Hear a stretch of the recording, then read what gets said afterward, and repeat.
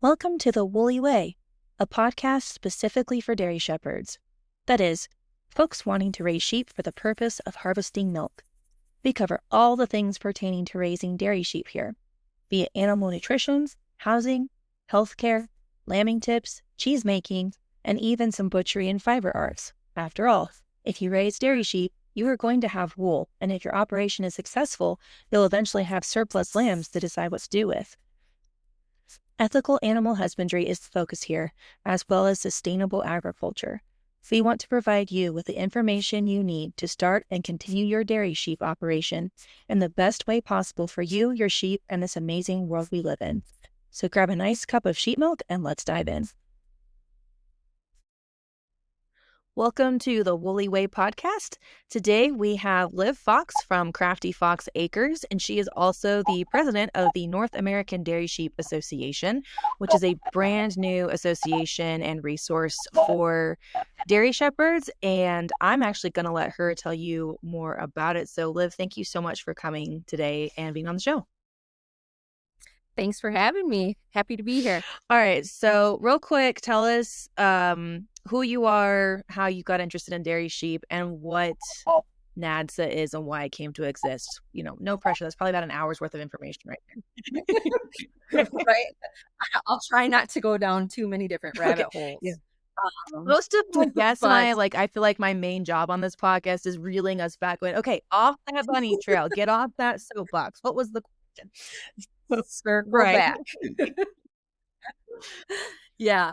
So my farm name is Crafty Fox Acres. I'm located in northern Michigan, about 20 minutes northeast of Traverse City. And I got into dairy sheep specifically because originally I just wanted sheep and I was going to get dairy goats. And the gal I was getting my 2 ewes from, when she found out, she was like, goats.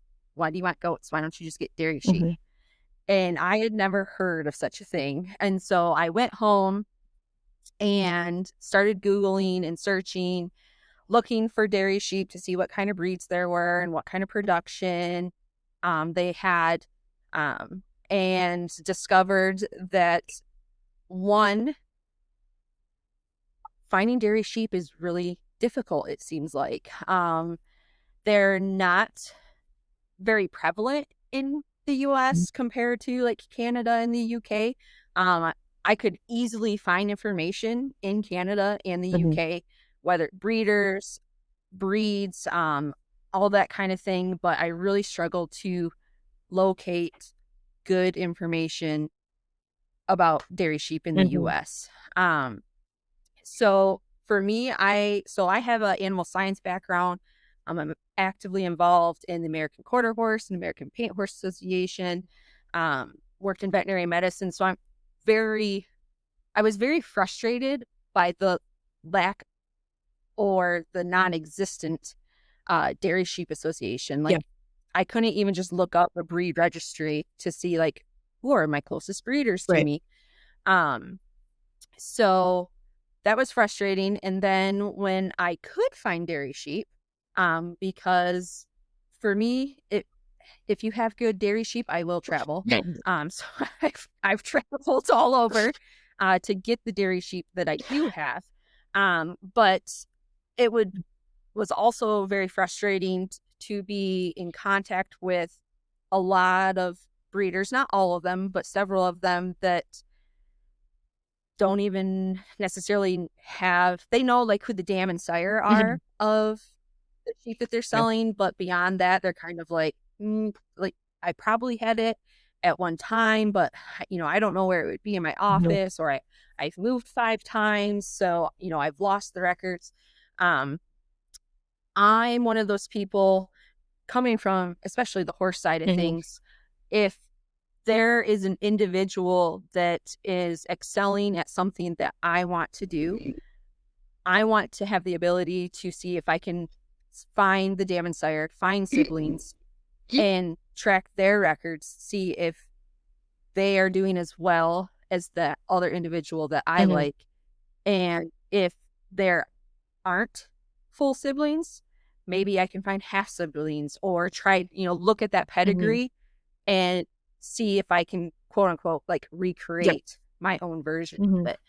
And that wasn't something that you could do until the North America Dairy Sheep Association started. So I became frustrated enough that I posted in a dairy sheep group on social media and asked, who all would be interested. There were a lot of people who were interested, but they seemed hesitant because someone had tried to do the same thing before. And they just kind of lost steam, but I don't think there was like a full executive board behind it either. So basically, the people who messaged me and were legitimately interested, we had several meetings in the beginning before we were like an actual association about, what our goals were, what kind of like suggested breed standards should we have, because there's not really a whole lot of information like that out there. And so that is how the North America Dairy Sheep Association actually came to be. In March, would have been March, I think 17th. It was right after or maybe even on St. Patrick's Day of 2024 that we actually opened up membership and started taking members and registering dairy sheep. And as of today, we are just under 200 sheep registered. We have 29 active members that have already paid their dues even for 2025. So our membership goes from, it's a full calendar year of January 1st through December 31st. We have a website now, which we didn't have in the beginning. We just utilized, we just utilized a Facebook group, which we still have, and we still post in there, still sharing there. But I think one of the best things that happened for us was to come up with that website. And we had a gal who started it for us. And then when push came to shove, she ultimately decided she really didn't have time to be our webmaster. So I took that on as well. So that was eye-opening. And so, yeah, anyone who makes their own websites, like, kudos to you, because to make them look good, it takes a lot of work and a lot of clicking around and that kind of thing. And I still don't have a website for my own farm because I don't know when I would find the time to do something like that. So that's like the short version of how NADSA came to be. So one of the cool things about NADSA is our motto is if you are milking that sheep, you can register it with us. So it doesn't matter if it's an individual that it's full pedigree, that it's already registered with a different association. We'll still register that animal, and instead of putting it in our diversified dairy herd book, we have herd books for purebred, like fin sheep, for example. They will still get a certificate from the North America Dairy Sheep Association, but it'll say specifically on there that it's a fin sheep. And with any sheep that are purebred and registered with another association, because I'm also the registrar, I'm in charge of the registrar, I should say, I add that animal's registration number for that other association at the end of the register. So if kind of wants to do their own backtracking to see, like, hey, is this like actually 100% fin sheep, for example, you can do that and verify that it really is, that it's not just being thrown on there for the sake of being thrown on there. So it's been a lot of fun, a few challenges, but one of the things I would say that I'm super excited about is potentially by the time this podcast airs, we are actually rolling out a Milk Star program for dairy sheep, which is great for like the homesteading level, someone who wants to track production and potentially prove and have it on the animal certificate showing that they are meeting these certain standards in production and lactation length. It's kind of those things where you can kind of put your money where your mouth is kind of deal. It's not something that's for everyone, but for those who really want to pursue that and even use it as a way to help market their animals, it's going to be available. Yeah. So that's really exciting. And then something that I'm also really excited is we are going to be sponsoring should be 3 U classes at the Wisconsin Sheep and Wool Festival. So they will be classes that are specific to dairy sheep, that you will be able to compete in against other dairy sheep. And there'll be Grand and Reserve awards available. Stay tuned for updates on our website and probably our Facebook group. But we for sure having those classes, and that show it's right after Labor Day. So I want to say it's the first weekend in September this year. So that's really exciting. I know I'll be there. I'll take at least 2 sheep, because I'm hoping my daughter will be able to show one. She'll be just over 2.5, so I think she can do it. Right. She really likes her sheep, and if they lead fine, she shouldn't have a problem. So, but yeah, I mean that's NADSA in a nutshell. We will register something that doesn't have a pedigree as well. So if you literally have no idea who the dam or sire are of a sheep, that's okay. We'll still register it, because we have to start somewhere. That's really been the motto of NADSA since it started out. There's been such a lack of information. We have to start somewhere. We might not be able to fill in all the backstory, but at least moving forward, we're going to have that information, and help people know what they have, and hopefully help them better make breeding decisions, whether it's production or making sure that when they are breeding, they're breeding with a goal in mind, not necessarily just for the sake of milk, but what are you trying to accomplish? Are you trying to improve udder attachment, teat placement, length of lactation? Like I feel like we as shepherds should all be really mindful of that, and be breeding with a goal in mind, not just I'm sheep milk. Because I mean, let's face it, that's why we're here. We all want that, but we'd be making sure that we're, to the best of our ability, seeing quality animals. That's just my personal. So myself, that's what I try to do on my own farm. Yeah, because I mean, I've heard of some dairy shepherds who have East Friesians who will make a gallon of milk per day, and others who are like, I get a quart of milk per day from a purebred East Friesian. I'm going, I have questions. I have questions about both of them, like not just one or the other. I have questions all around.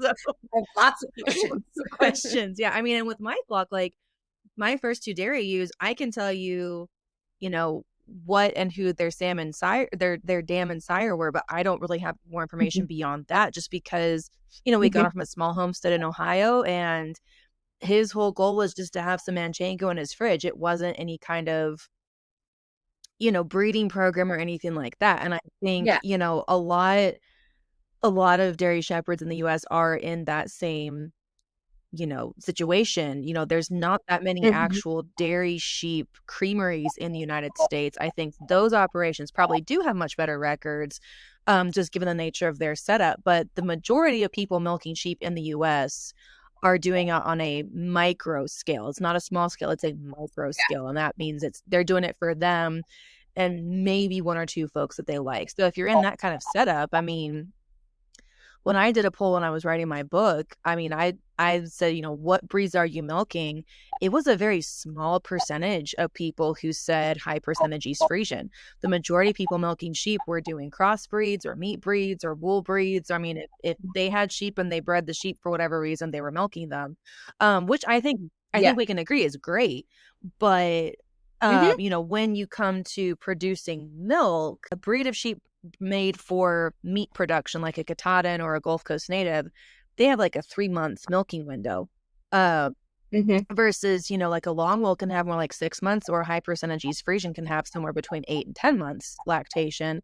and we just don't have a one-stop shop to go to that says, where's the information on what breeds do what? So I think what you're doing with this association is really, really beneficial, because up until now, the only other resource was the Dairy Sheep Association of North America, so DASANA, which I think they're a wonderful resource, but my frustration when I would look into what they had to say was it was predominantly encouraging commercial dairy sheep operations. And I was like, that's a nice idea for someday, maybe, but I don't need to know about milk machine pH cleanliness products for the inner tubes of the machine. I just need to know, what's the pink stuff coming out of my used behind when it's a week before they lamb? I mean, I just need some practical direction. I need to know, like, okay, I've read somewhere border lesters can get milked. Where's more information on milking border lesters and that kind of thing? So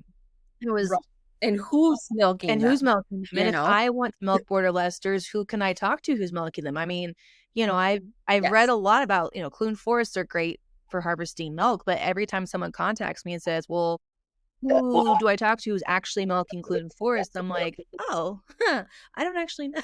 I mean, I know now, but at the time I was like, Google said, but I don't actually know anyone who's doing it. So I think with what you're doing, it's really great, because now we have a place that people can get referred to and can ask those questions and build that community. So I was really grateful, because when you started NADSA, I had just told my husband, we need a dairy sheep association for North America. Like, we need some place to do this. And I was literally telling him I need to look up what it takes to, like, what I would have a board and what you do. And I think you messaged me that very week. He's probably thinking, oh my gosh, another iron in the fire. That's exactly what I was thinking. He was just like, no. Please, and then you messaged me and you're like, hey, we're starting this. Would you want to, like, have your book as be part of our perks? And literally, I told my husband your message, and he just goes, oh, well, thank God. So if I ever get to meet him and he hugs me, I'll know why. Yes, it's not being weird. He's just eternally grateful that you saved me from another major project. So no, totally get that. See, because I run the registrar, if people reach out to NADSA and say, like, hey, I'm in Missouri, and I'm looking for dairy sheep, do you have any members within your association? I can at least give them, like, names and email addresses. If a member has said, like, yes, you can share my phone number, then I can do that to kind of help hone in the net of finding something closer. But it is one of my goals, and I don't know if because I'm also on the cusp of lambing. Yeah, we all are. Like, when I told people I was trying to get podcast recordings, everyone scheduled them within a 2-week window. And I was like, guys, there are a lot more weeks in this year. And then it hit me like, everyone's trying to get it in before lambing, because then after lambing comes milking. And then after milking, there comes burnout. And then there's fall. And then it's winter again. So they want to do it now. Yes, before we're all running around like chickens with our heads cut off. So my hope is to eventually add to our website a link to a page that maybe has, like, a map, and it'll kind of, like, pinpoint where current members are within the association, that maybe you could, like, click on, and it will show the person's name and whatever contact info they're willing to share. Definitely it's not going to be somebody's exact address, so that way you can pull right in their driveway. There's going to have to be some communication that has to happen before that. The funny thing is, when I first started getting into shepherding, I was always thrown off, because I would go, I'd wander into these little obscure Facebook groups, and I would ask a question and no one would answer them. And I would be like, these people are rude.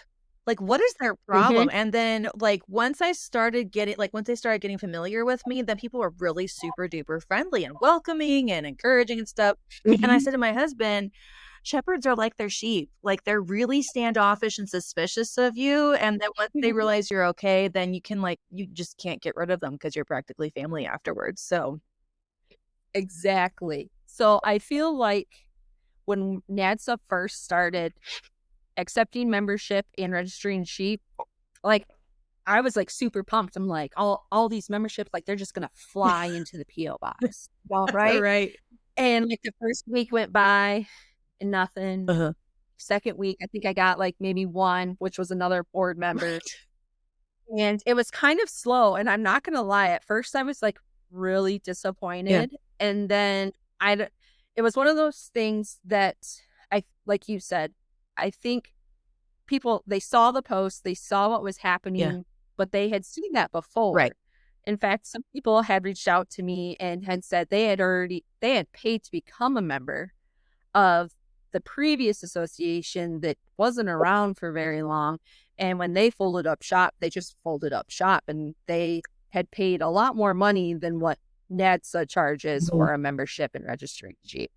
And I had someone share a certificate with me too, kind of wondering if it was going to be more of the same, which it had that individual's name and registration number and like dam and sire, and that was the extent of it. So with NADSA, like if you have a full pedigree for an individual, like we're talking grandparents, great grandparents, I think what's printed off even goes back to it's 5 generations. So great great grandparents, that's all going to show up on your certificate. So it's really cool whenever, and it's happening more times now than in the beginning.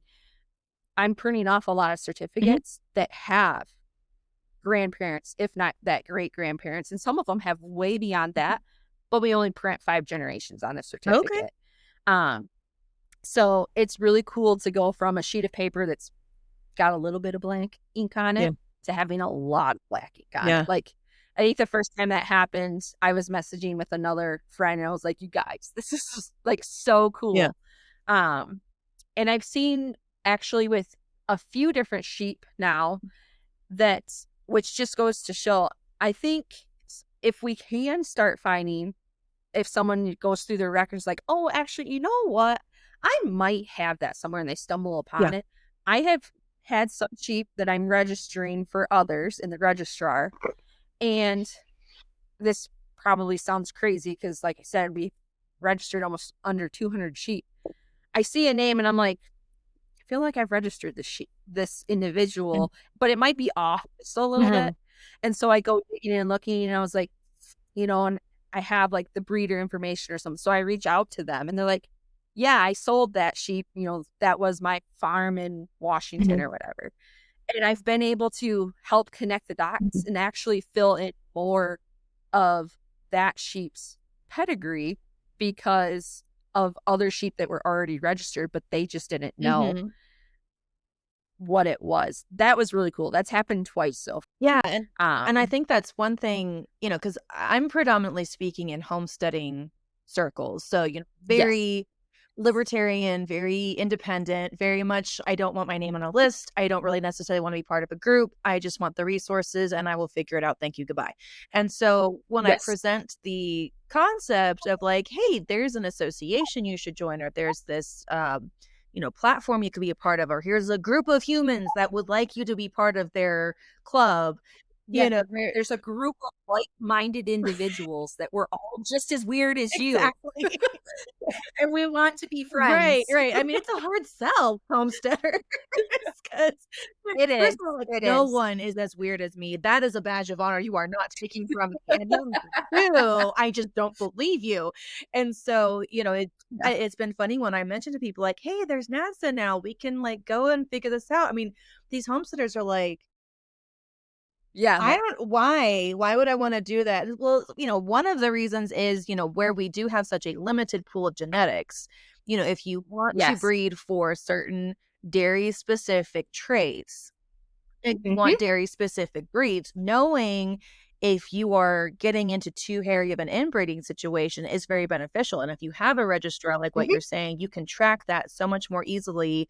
Or if you're having, specific health conditions presenting, you can determine if that is a nutrient deficiency, a genetic pool deficiency, and that kind of stuff, if you're part of a group like what you're saying. So, I mean, that's one definite perk that I see to registering with an organization like yours. And I think a lot of people get a little spooked off because, you know, breed associations are starting to have kind of a bad reputation, at least in the circles I'm with, because people get really snobby and persnickety about the breed standards, which, you know, I see both sides of it. Like, I can definitely see, like, we need to have a prototype of this is what an East Frisian looks like versus a Border Leicester, for example. You know, like, that is helpful just so we know what we're talking about. It's nice to know the difference between a Navajo churro and a Gulf Coast native, just for reference. Yes. You know, but I think you can get too anal about it too. Like, well, Border Leicesters are supposed to have a curvy nose, not a straight nose, and yours is a straight nose, not a curvy nose, so you have a subpar Border Leicester and blah, blah, blah. And I think that's what turns people off, but that's not at all what you're trying to do with NADSA. What you're trying to do is just say, hey, we have no resources. We need some. We need to know where our particular shop is for what we're buying and selling. So here, let me provide that. Yes, exactly. We're a firm believer of milk what you have. So even if you want, I'm going to just say throw out high percentage East Frisian because I'm not going to lie, they're a breed that have stolen my heart. Milk what you have. Like, in the beginning, when I decided I'm going to do dairy sheep, this is what I want to do ultimately. I don't want to just have meat sheep. Like, this is what I want to do. I couldn't find any available dairy ewes within like a 20-hour drive from my house. Oh, wow. And like, it was, you are not like I brought the interviews I've already done with people, because apparently in Pennsylvania and Oregon, they're selling East Frisians on frickin' Craigslist. It's disgusting. Yeah. Like, what? So many. Yeah. So there's so many dairy sheep out in Oregon, in Washington. Yeah. For me, it's neat because I lived in Washington State from 2017 through the very beginning of 2020. Oh, okay. And like, I see like these different posts in like what town they're in. And I'm like, that would have been like a 2-hour drive from my house. No. Like, you know, like when I moved to Washington, so I have horses, cats, and dogs. I hauled out 2 horses, 3 corgis, 2 cats, you know, so throw a sheep in my trailer. They're not a big deal. Not a problem. Yeah. So to see all these like really nice good udders in heat placement. And I really like black or naturally colored sheep. So like black and white or black. Like, I also knit and dye my yarn now too. So I will always have white sheep as well. But the naturally colored sheep have stolen my heart as well. So to see all of those fabulous sheep out there and feel like I just missed the boat, because I certainly would have hauled them back in my trailer. Well, what you need to do is, now that you got this breed association, you just say, hey, I'm going to do a group buy of dairy sheep. Yeah. We're out there, just let me know where to drop them back, and then we have like an Azure standard drop, but for sheep instead. So that would be pretty cool. Yeah. It's funny you mentioned that. Myself, and 2 other, they're members of NADSA. One of them is actually our treasurer on the board, and I should throw out there too, Rachel is also on our board as well. I haven't said a lot about it just because I feel like I've been a derelict board member the last month or two trying to get this podcast put together. But I am on the board of NADSA. So I think I have like the least amount of responsibility of the board, and I make my voice heard. So you do, and you're taking on things like doing a podcast that, you know, NADSA is all like, yes, you know, let us know how we can help you, and you're helping us, kind of thing. Yes, so you all have been my first and most amazing sponsors of this podcast so far. So I'm very grateful for that. So, and like you had mentioned earlier, if you become a member of NADSA, and you don't have to own any dairy sheep currently, if you want to become a member, we will by all means welcome you with open arms. in the welcome letter that I send out, there is a discount code in there to get $10 off Rachel's book. Yes, just on So my she is- website though, not Rachel- Yes. So it's got to be from Rachel's website, not from Amazon or any other distributor, directly from Rachel's website. And I know several members that have appreciated that. One thing that we haven't really advertised yet, just because it happened right before the holidays and between illness and just being busy with the holidays. And I've spent the last 6 to 8 weeks working on this Milk Star program on top of, running my own farm. I work full-time off the farm too. I have a 2-year-old daughter. I've just been really busy. NADSA has achieved our 501c3 status. So we are officially a nonprofit organization. So I feel like that's very important for people to note that nobody's getting paid to do this. All of us that are on the board and actively participating within the association is doing it out of the passion for dairy sheep and wanting to share that with other individuals. We would definitely welcome any commercial dairies that would want to join us and register any sheep. That's not an issue, but we formed predominantly to help assist like that homesteader level, help educate any way we can, help encourage, create friendships. But so circling back, because I just realized I distracted myself. Myself and 2 other dairy sheep breeders, the 3 of us, we have predominantly high percentage East Frisian. We're currently in the process of filling out the paperwork and importing 100% purebred East Frisian semen from Canada. So Canada would be, as far as I know, I don't know if there's a East Frisian association in Mexico or not, but Canada actually does have an association of East Frisian sheep with 100% certificates, the whole 9 yard. So we have reached out to a dairy. They have frozen semen, and so we're working on importing that semen. Great.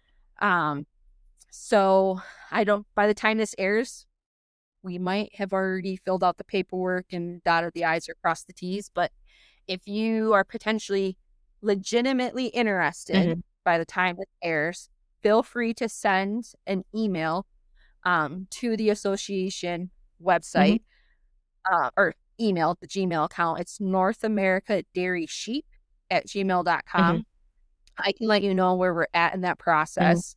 And if we haven't, you're potentially interested in purchasing some of those East Frisian straws, I can let you know the costs and what things are looking at.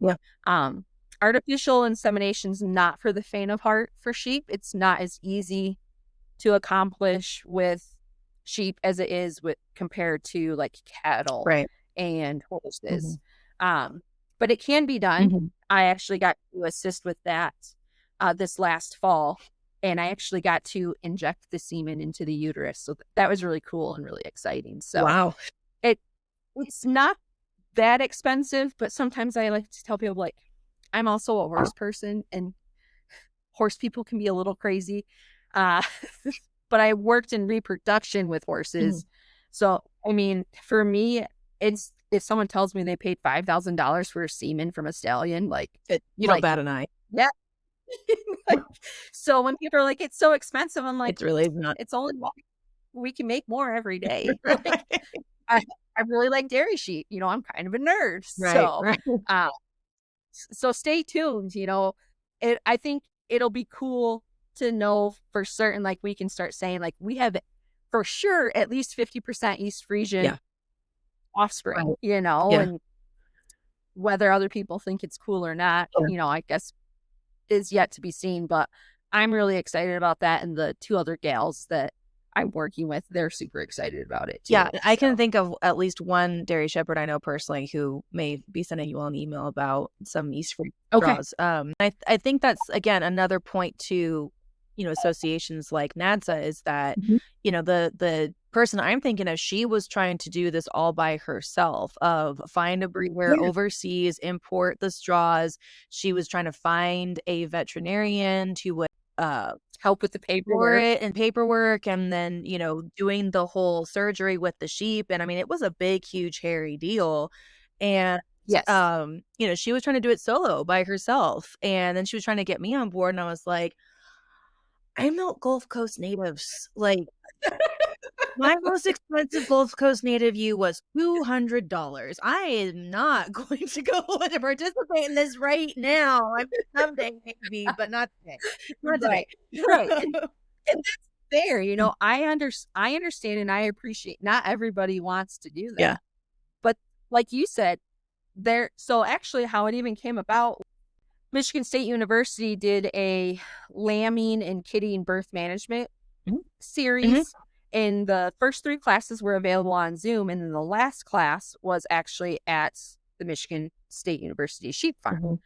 And I knew myself and 2 other individuals that are on the board as well that we were going. And then when we got there, we realized that another NADSA member was there. Oh. And we just got to talking, and she had said that she, for whatever reason, just didn't get her ram doesn't seem interested in her sheep for whatever reason, her ewes this year. And so she was kind of disappointed by that.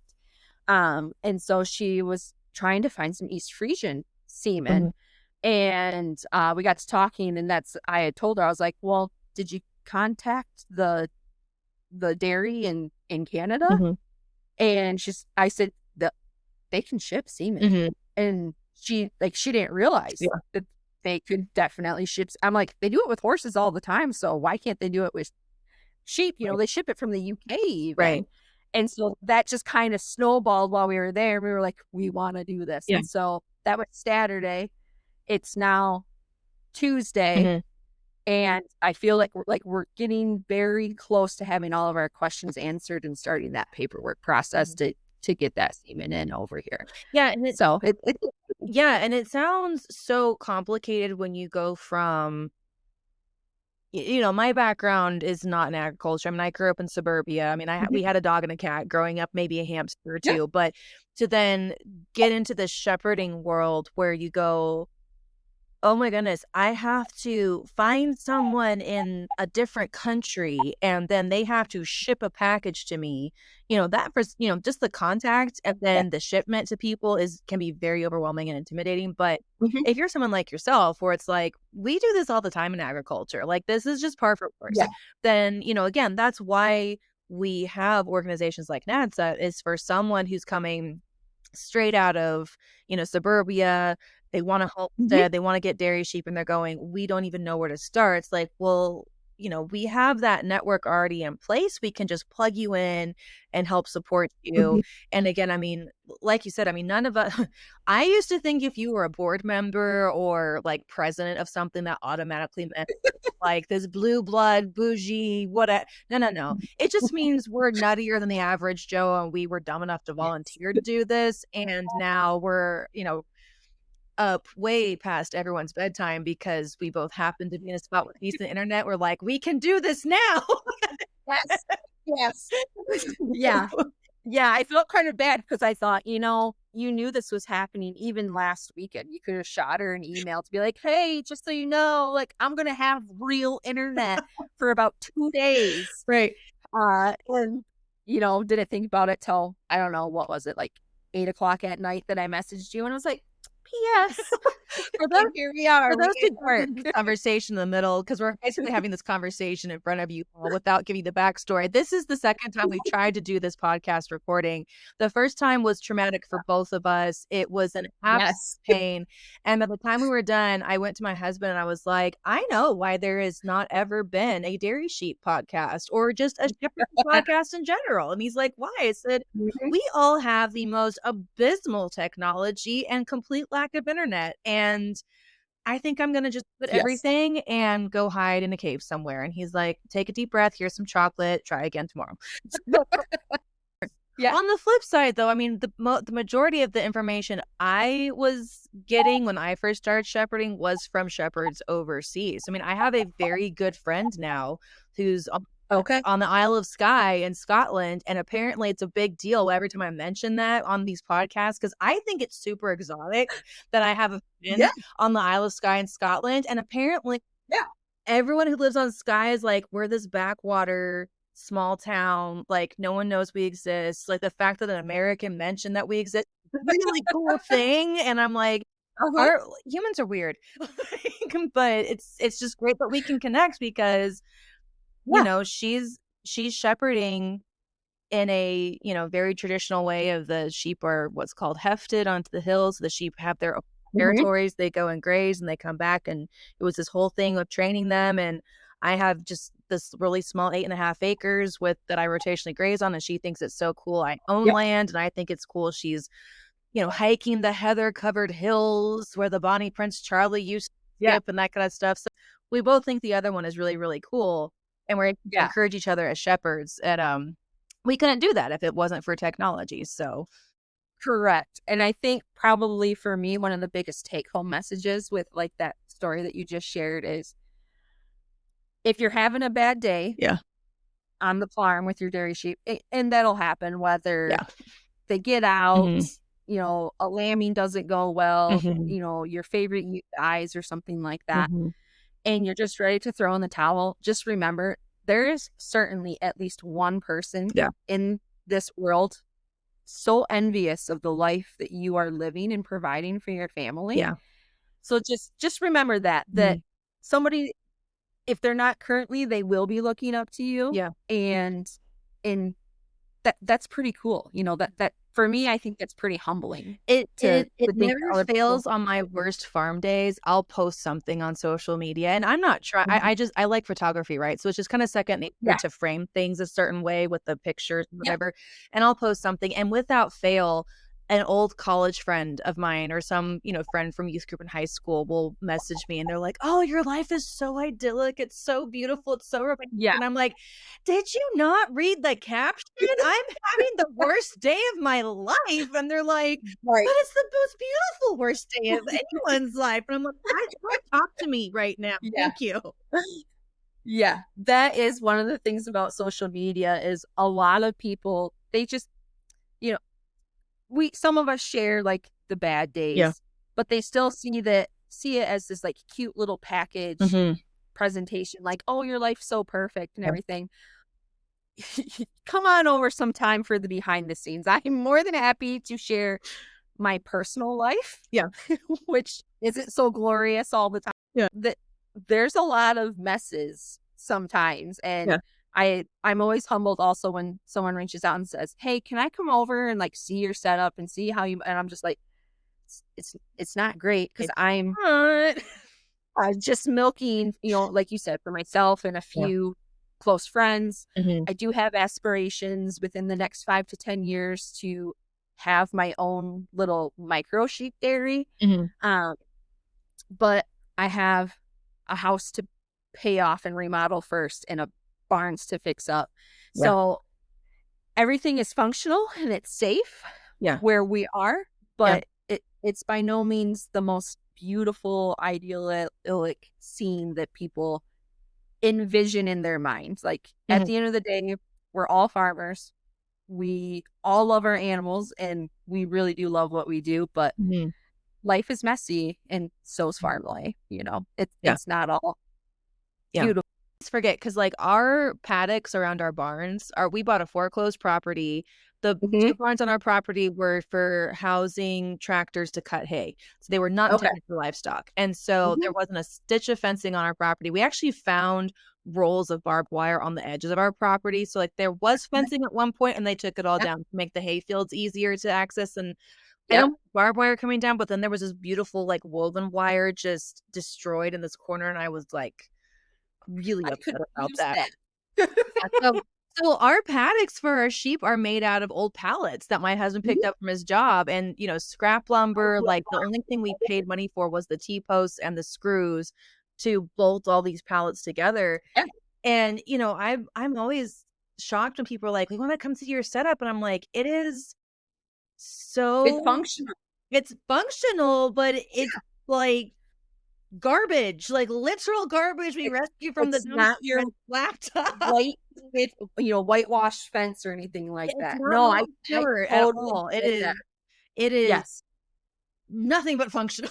but people Yes. appreciate that. Like I think, Mhm. I have to kind of swallow my pride and be like, people don't want necessarily a beautiful Pinterest presentation. They want to know how to do this. And so Yeah. to kind of They want real life experiences. yeah, like they want to know, how is this possible for me to do with my setup? Mhm. Because I think, one thing I remind people of all the time is every single farm and homestead is different. You are never going to find two homesteads that are exactly the same. You're never going to find two farms that are exactly the same because every piece of property is different.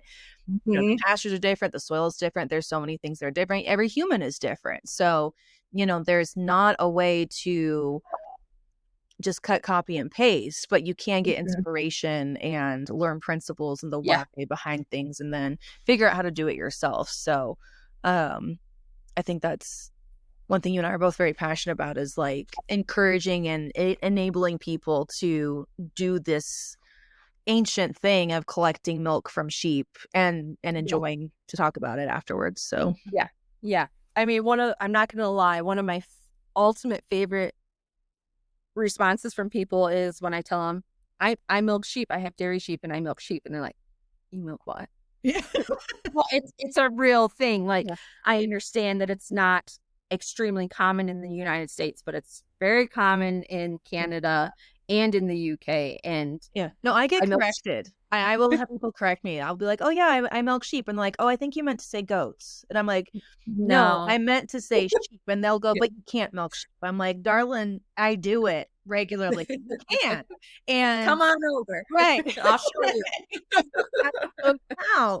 So, and then it's also funny on the flip side when people will be like, they're trying to explain something to me and they're like, well, it's kind of difficult and it's kind of weird. I'll just look at them. I'm like, I hand milk sheep. Like, you really can Mhm. me with anything with the weirdness of it because I Yeah. guarantee milking feral Gulf Coast natives with hands with your fourth finger because their teeth are too small to grab with your what you're supposed to. That doesn't even sound like fun to me. My husband has said, like, we started with the Gulf Coast and then dairy crosses, like, as a control Yeah. to see, because, like, we were really Yes. bent on the heritage breeds thing, and we were, like, Mhm. okay with the whole thing. So I was like, well, let's try Yeah. with the heritage breeds, of course, the most endangered ones we can find, which is, the Gulf Coast native, and then we have some dairy crosses as a control, and every single summer, we look at each other and we're like, "Ugh." Why are we doing this? Well, it's like, okay, the Gulf Coast, they have a 3-month lactation, they have jelly bean teeth, they're wild, I mean, they think they're some kind of mountain goat, like, they didn't get the memo they're sheep. They have attacked dogs in front of my house before. Oh my gosh. Yeah, and then you've got the dairy sheep who are gentle and They're sweet in and your their pocket. name, and we, Yeah. like, come check out the toddler and ask him how he's Yeah. doing. Yep. But they're not as hardy, like, they all have hoof issues, they're the ones that I always have to help lamb, and the Gulf Coast laugh in the face of parasites. I mean, I've never had to assist a birth with a Gulf Coast native. I mean, they're bulletproof, and so we're always just like, "Okay, from a sustainability perspective, the Gulf Coast are the way to go, Mhm. but from a we enjoy our life and want to continue doing The dairy sheep are really nice. they're really nice." So, Yeah. we still have both at this time because we just can't make up our minds, but that's okay. Yeah. I guess I've been pretty fortunate. I have predominantly high percentage East Frisian. I'm up to 11 ewes and 3 rams now. Mhm. I've not experienced like what has commonly been said by other people, like them being delicate or not Mhm. hardy. I live in northern Michigan. Yeah. We were like negative 30 something last week. Yeah. Where do you think my sheep were? Laying outside in the snow. Not because they didn't have shelter, they just chose didn't to want lay to. there versus inside the barn. I've not had problems with intestinal parasites, so Mhm. I've not had to deworm anyone since Yeah. I've had them for 2 years. But I think part of that can also be a management standpoint for I think people. so, because the folks that I'm starting to pay attention to who raise horses alongside sheep tend to have less intestinal parasite issues than those of us who have not yet blessed our pastures with the equines. But the other thing too is I'm south of the Mason-Dixon line, and just what I've noticed is the East Frisians tend to start having those struggles the further south you go. So, I mean, and my pastures are like, there was no topsoil when we moved here 7 years ago. I'm sure there is some now, but it was all endophyte infected fescue. Like, we're just now reseeding things. So, I mean, Yeah. this was not a spot of ground that woke up one morning was like, I shall make dairy sheep thrive here. Like, Yeah. we're still figuring that part out. But yeah, I mean, I think the thing with East Frisians is like, you know, like you said, I mean, you're in northern Michigan, like that's where that breed was created to thrive. Yes. Yes. You know, whereas Very similar climate for sure. yeah. So I mean, for me, we're wanting to go more the Lacombe direction. Just because I'm a fiber artist too, and I try passionately to love every wool I come across, and Awasi wool is just not doing it for me, man. So I think we're gonna go more towards the Lacombes, because it seems like French breeds do a little bit better in the Kentucky area that I'm at. So I'm thinking Lacombe might be more to go. That. Yeah. I would just say, and I think actually you might even have it notated in your book, with the Lacombe having a bold personality. Yeah. That's putting it politely. So yeah, I'm a Gulf Coast native, so I'm curious if the Lacombe where they compare to the feralness of the Gulf. So I had he was a high percentage Lacombe ram. He was actually going when I was back in I can't find the dairy ewes. I'm just gonna do my own breed up program kind of deal. I was using him, and he was pretty well mannered even through the first breeding season. And then after that, even with him having a buddy and everything, he would seek you out in the pasture to ram you. And we're not talking like just ram you once, move on. He would repeatedly keep trying to ram you until you got a hold of him. Once you had a hold of him, he'd stop. So that was back when my daughter was infant, not even crawling yet. And it was just the straw that broke the camel's back was during breeding season. And I said, you know what? His name was Stud Muffin. And I said, you know what, Stud Muffin? Once your services are done here, you will not be on this farm anymore. Yeah. So Stud Muffin went down the road. And for a while, I was thinking I would just not bother with a ram and just strictly pursue artificial insemination with sheep. And then a good friend of mine offered me her East Frisian and 50% is warble ram. And so I snatched him up, and I have him now as well as a high percentage East Frisian ram. And both of their first batch of lambs should be on the ground here within the next couple of weeks. Okay. They are still, everybody's obviously bred. They're still in with the girls just because we have 4 feet of snow where I'm at right now, and it's just easier to feed them as a flock. Yeah. I can walk in that pen and they're just like, hey, what's up? Yeah. They could care less that I'm in there. I've yet to worry about them actually ramming me. Now I will say, I always have an eye on them. I always know where they're at. Sure, you want to be smart, but yeah. But even if my daughter goes up to the gate or the fence, they'll walk up, sniff her. Stud Muffin, he would try to ram through the fence. Yeah. You know? So I was like, there's far too many nice rams in this world. Yeah. And I've heard stories of rams like that. We did have a Gulf Coast native on our property, and he wasn't stalking me per se. He just knew that bucket meant treats and I didn't give him enough, and so he started he rammed me once, and it wasn't again to hurt me. It was just a gentle tap according to him, but he was over 200 pounds, so a gentle tap to him hurt.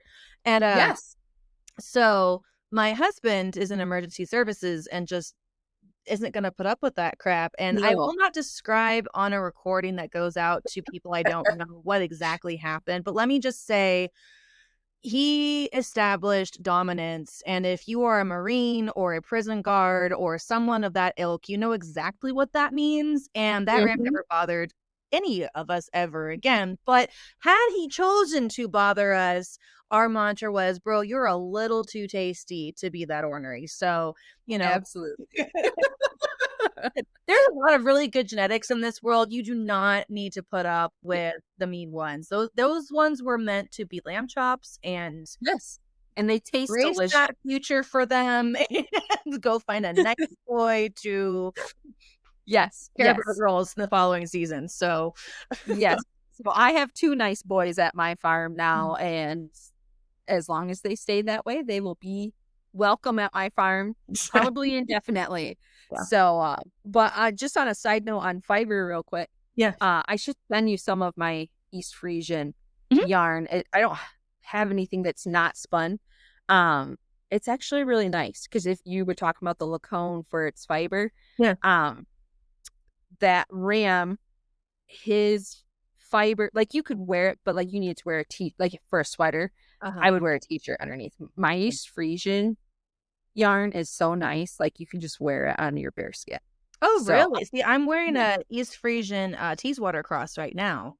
okay. I've got it over a t-shirt as well. So it's so funny because there's some folks who are like, East Frisian, I mean, it's wool. I'm a fiber artist. I play with it. And then there's one lady I know who breeds East Frisians, and she breeds other fine wool breeds as well. And she's like, oh, East Frisian, I just make dryer balls out of it. I can't stand it. And I'm like, I like it for outdoor wear, but you know, to each their own. Like, we all have our own preference. So Absolutely. Absolutely.